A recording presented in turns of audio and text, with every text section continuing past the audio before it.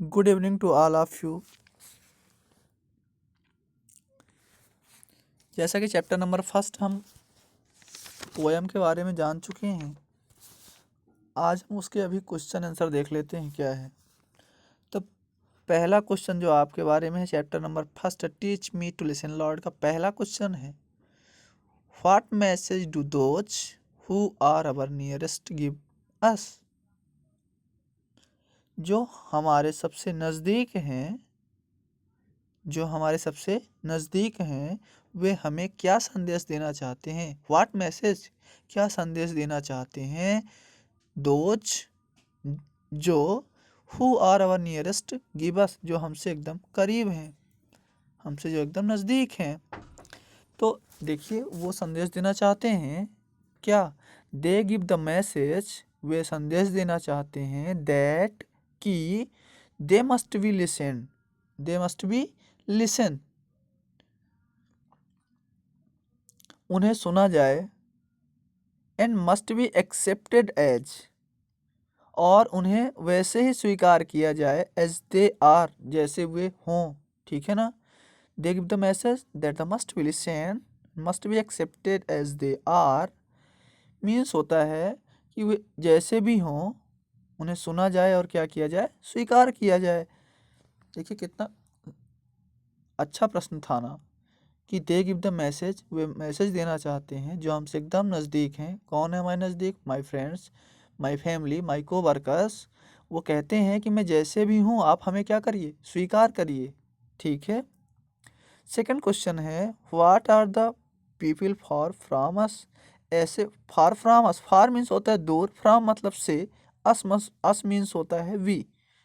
अस का जो एक एक्टिव और पैसिव वॉइस होता है उसमें चेंजेस आते हैं, तो वो अस का जो मीनिंग होता है वो बी के अकॉर्डिंग किया जाता है। ठीक है। तो जो हमारे एकदम नज़दीक, सॉरी हाँ, जो हमसे एकदम दूर हैं वे कौन से लोग हैं। हु मतलब कौन, आर मीन्स हैं, पीपल मतलब लोग, फार मतलब दूर, मीन्स फ्रॉम मतलब से, अस यानी हमसे। जो हमसे दूर हैं वे कौन लोग हैं। तो these are people who have no ray of hope, in their life. ऐसे लोग जिनके जीवन में आशा की किरणें नहीं हैं। Who are forgotten by society, और जिनको समाज ने भुला दिया है। ऐसा होता है कि जो गरीब लोग होते हैं, लोग समाज में उनको उतनी इज्जत नहीं दी जाती है हमारे समाज में। ऐसा हमारा समाज है, सोचो।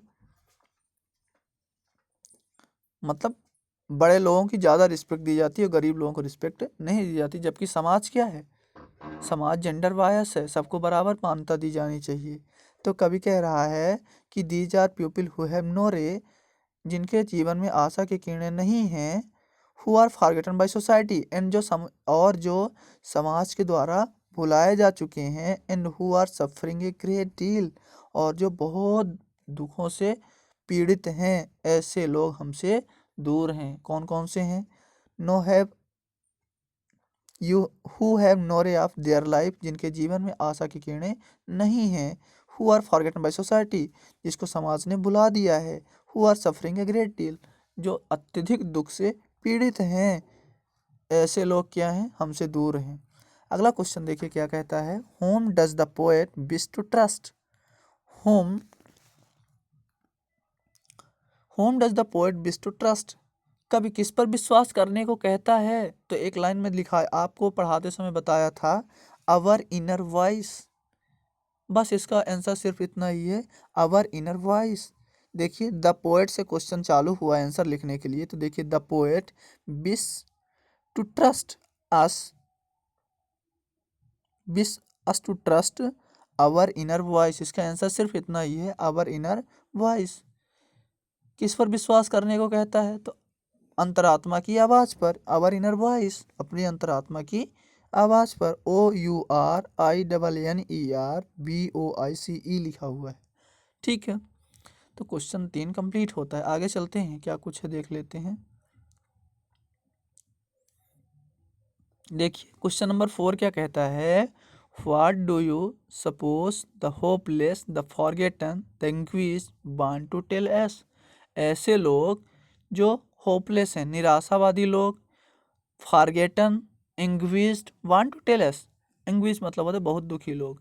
तो ऐसे लोग क्या चाहते हैं हमसे, ठीक है, जो निराश हैं, जो समाज द्वारा भुलाए गए हैं, जो बहुत दुखी हैं, ऐसे लोग हमसे क्या चाहते हैं?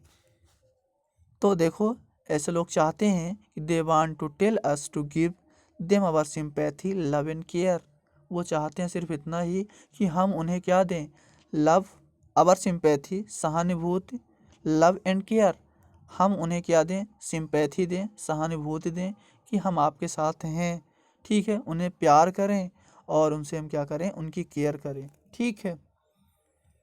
सिंपैथी मतलब सहानुभूति, संवेदना, उनके दुख को अपना दुख समझें और उन्हें संरक्षण प्रदान करें, केयर करें, ठीक है। केयर मतलब होता है सुरक्षा या संरक्षण प्रदान करें, ठीक है। तो लव, केयर एंड सिंपैथी, इसका सिर्फ आंसर हुआ सिंपैथी, लव एंड केयर, ठीक। How could listening to our inner voice be helpful? हमें, हाउ मतलब कैसे, लिसनिंग मतलब सुनने से, to our inner voice to helpful, हमें जब हम अपनी आवाज़ सुनते हैं तो किस प्रकार वो सहायक हो सकती है। अपनी आवाज़ को सुनना मतलब अपने अंतरात्मा की आवाज़ सुनना किस प्रकार से सहायक हो सकती है, आपको किस प्रकार से सहायता करेगी आपको।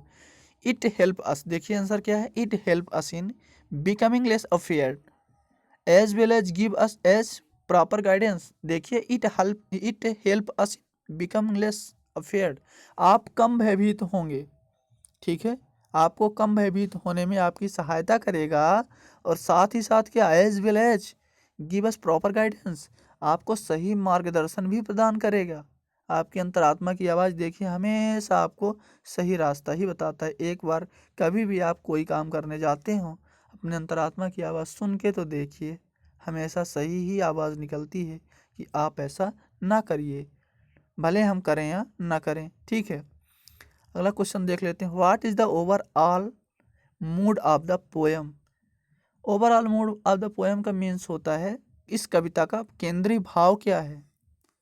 इसी को पहले central idea of the poem कहा गया है, ठीक है।